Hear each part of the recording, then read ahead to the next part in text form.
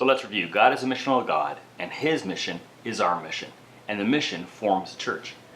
While it should go without saying that Christian faith is not simply a body of knowledge that we agree with, it's something about which we are meant to live out.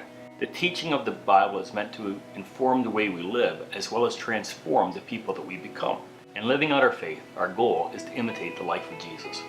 When others observe us, there ought to be a reflection of the person of Jesus. This living imitation of Jesus is a type of incarnation, which literally means in the flesh.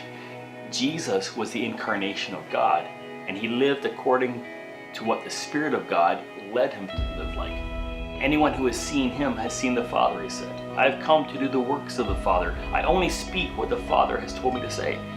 These are just a few examples which illustrate that Jesus' own self-awareness was that He was living out the life of God among people. In turn, the church, which is Christ's body on earth, is to incarnate the life of Jesus to others. Therefore, we seek not only to model what Jesus did and imitate Him in our individual lives, but we are to consider what this means for the corporate body, the gathering of the people, whether that be in large gatherings or in smaller groups. Practically speaking, this means that just as Jesus identified with the people among whom He ministered, we too should be able to identify with the residents of Burlington and the neighborhoods that make it up. Jesus never lived in holy isolation from those to whom He came to minister among. Proximity with others was always a part of Jesus' ministry, even while purposefully maintaining rhythms of separation for the purpose of being renewed and restored. And in particular, Jesus seemed to have a soft place in His heart for the down and outers, the poor, the widow, the children, the marginalized, the ill, the neglected. They were never far from Jesus. In John 20:21, Jesus says to His followers, "As the Father has sent me, I am sending you." The word translated as is sometimes translated as just as, or in a similar manner. In other words, we are sent as Jesus was sent, and ought to be imitating His ways. The church lives as Jesus lived. Theologian Darrell Gruder summarizes the implications of the incarnation in this way.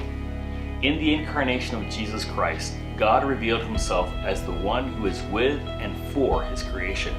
Now, as the risen Lord sends His Spirit to empower the church, we are called to become God's people present in the world, with and for the world.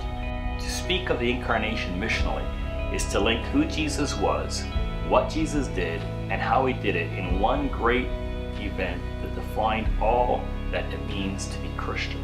When the church is perceived as against people, when it pulls people out of proximity from the people to whom it's been sent, when it's perceived as being estranged from the community, it's failing to live a life of incarnation of Jesus to its neighborhood.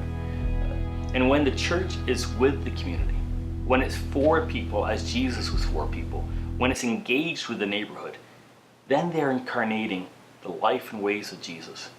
The church lives as Jesus lived.